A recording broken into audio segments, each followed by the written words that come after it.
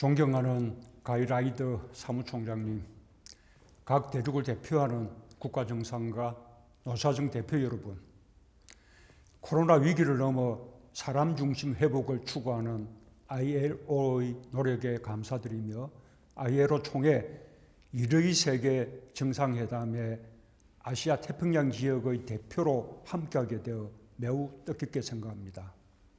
ILO는 지난 100년 인류의 자유와 존엄, 경제적 안정과 기회의 균등을 실현해왔고 일자리 창출과 노동기본권 향상의 선두에 서 있었습니다.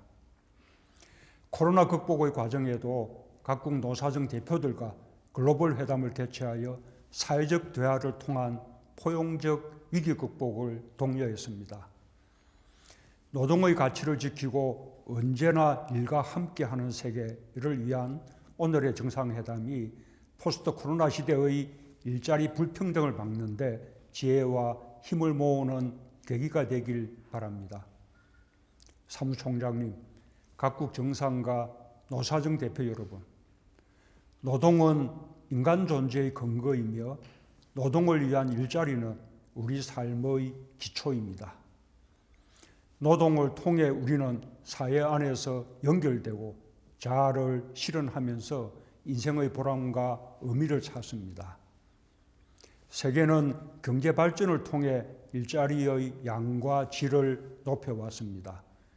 또한 노동자들은 투쟁을 통해 노동권과 노동의 가치를 향상시켜 왔습니다.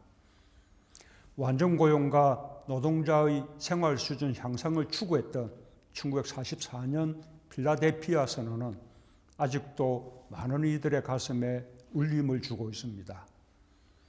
일자리는 이제 모든 나라의 핵심적인 정책 목표가 되었습니다. 나 역시 정부 출범 초기부터 일자리가 성장이고 최고의 복지라는 믿음으로 고용의 양과 질을 함께 높이기 위해 최선을 다해왔습니다.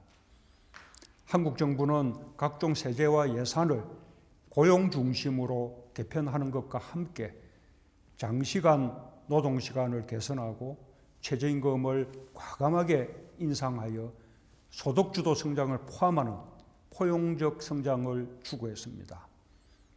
또한 사회적 대화를 통해 ILO 핵심 협약을 비준하고 비정규직의 정규직 전환과 노동시장 격차 해소, 나아가 노동 존중 사회를 향해 한 걸음씩 전진해 왔습니다. 그러나 지난해 감염병이 전 세계를 흔들었습니다. 무엇보다 노동과 일자리가 심각한 위기에 직면했습니다. 전 세계 1억 명이 넘는 노동자가 일자리를 잃었고 영업 제한과 근로시간 감소까지 고려하면 전일제 일자리가 2억 5천만 개 이상 사라졌습니다. 세계 금융위기 때보다 몇 배 큰 타격입니다. 문제는 고용위기가 취약계층에게 더 가혹하다는 것입니다. 노동시장에 처음 진입하는 청년층, 대면 서비스업 종사 비중이 높은 여성, 고용보호가 취약한 임시 일용직 노동자들의 일자리부터 먼저 충격을 받았습니다. 백신이 보급되면서 세계 경제가 회복되고 있지만 일자리 위기는 여전히 진행 중입니다. 경기에 후행하는 고용의 특성을 생각하면 노동시장의 어려움은 앞으로도 상당 기간 이어질지 모릅니다. ILO와 함께 모든 나라가 일자리를 지키며 사람 중심의 회복을 추구해야 할 때입니다. 사무총장님, 각국 정상과 노사정 대표 여러분, 우리는 하루빨리 코로나를 극복하고 일상을 회복해야 합니다. 그러나 한 사람, 한 기업, 한 나라의 회복에 그쳐서는 안 됩니다. 모든 사람, 모든 기업, 모든 나라가 골고루 함께 회복해야 일자리를 지키고 불평등이 커지는 것을 막을 수 있습니다. 대면 영업의 위축과 일자리 상실, 소득 감소, 불평등과 같이 코로나가 초래한 경제적 문제들을 해결하기 위해 포용적인 일자리 회복을 이루어야 합니다. 이미 시작되고 있는 일자리의 대변화로부터 노동자들을 보호하는 것도 매우 중요합니다. 그것이 ILO가 추구하는 사람 중심 회복입니다.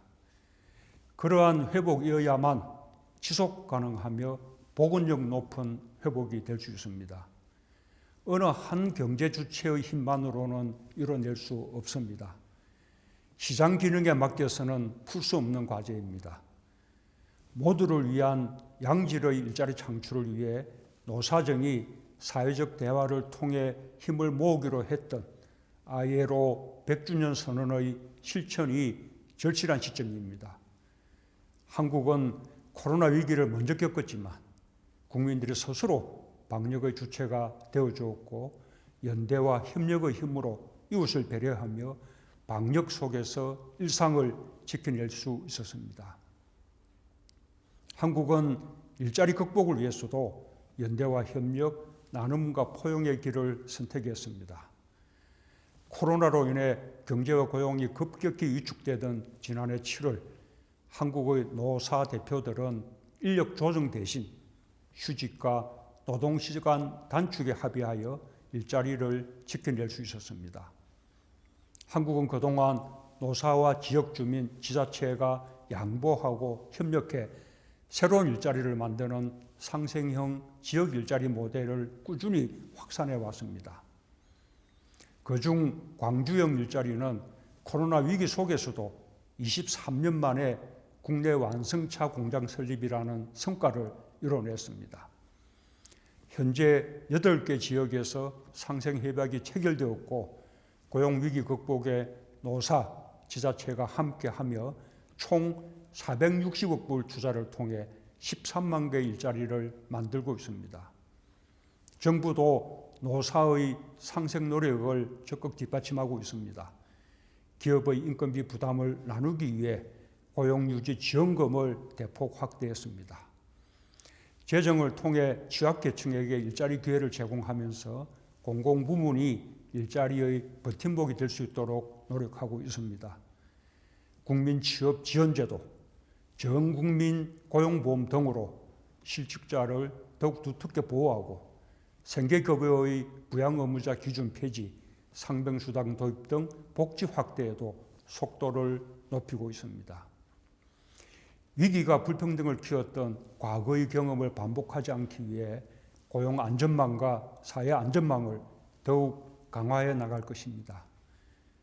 사무총장님, 각국 정상과 노사정 대표 여러분, 당면한 위기 극복을 넘어 더 나은 일자리를 더 많이 만드는 것으로 이어질 때 진정으로 사람 중심 회복이라 할 수 있을 것입니다. 코로나로 디지털 그린 경제 전환이 빨라지고 일자리의 미래에도 새로운 기회의 문이 열렸습니다. 데이터 네트워크를 활용한 새로운 서비스가 창출되고 ESG 경영을 통해 저탄소 전환에 동참하는 기업들이 늘면서 신기술, 신산업 분야 일자리가 빠르게 증가하고 있습니다. 한국도 포스트 코로나 시대의 도전에 대응하고 기회를 활용하기 위해 1,400억 불의 재정을 투자하는 한국판 뉴딜을 추진 중입니다. 디지털 그린 분야를 중심으로 2025년까지 190만 개 일자리 창출을 목표로 하고 있습니다. 날로 가속화되는 경제사회 구조 변화 속에서 사회 구성원 모두가 더 나은 일자리 기회를 누릴 수 있도록 공정한 전환을 이루기 위해 노력할 것입니다. 소프트웨어, 인공지능, 녹색기술 분야 핵심 인재를 양성해 신산업의 성장을 뒷받침하고 직업훈련 체계를 개편하고 취업지원 서비스를 강화하여 노동자들이 새로운 일자리로 원활히 이동할 수 있도록 돕고자 합니다.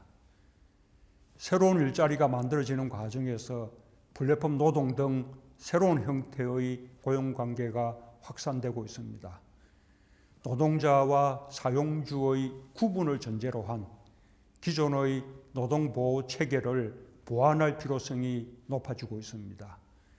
지난 100년 국제노동기준을 확립하며 노동권 확대를 위해 애써온 성과가 이어질 수 있도록 ILO를 중심으로 해결 방안을 함께 모색하게 되길 기대합니다. 가이라이더 사무총장님, 각 대륙을 대표하는 국가정상과 노사정 대표 여러분, 코로나 위기 속에서 우리는 서로의 노동에 의존하며 일상의 상실을 최소화할 수 있었습니다. 코로나는 역설적으로 그동안 주목받지 못했던 분야의 노동 가치를 느끼게 해주었고, 우리는 필수 노동자라는 말을 쓰게 되었습니다. 세계 각국은 필수 노동자의 처우 개선이 결국에는 공동체의 이익으로 돌아간다는 사실을 깨닫기 시작했지만 충분한 처우 개선에는 아직 거리가 멉니다. 사람 중심 회복의 시작은 우리 주변에서 마주치는 노동의 가치를 정당하게 평가하고 일자리의 양과 질을 높이기 위해 힘을 모으는 것입니다. 사람 중심 회복을 통해서만 사람 중심 경제가 만들어질 수 있습니다. 코로나 위기를 극복하고 더 나은 일자리를 만들기 위해 사람을 중심에 놓고 연대와 협력, 나눔과 포용의 길로 함께 나아갑시다. 감사합니다.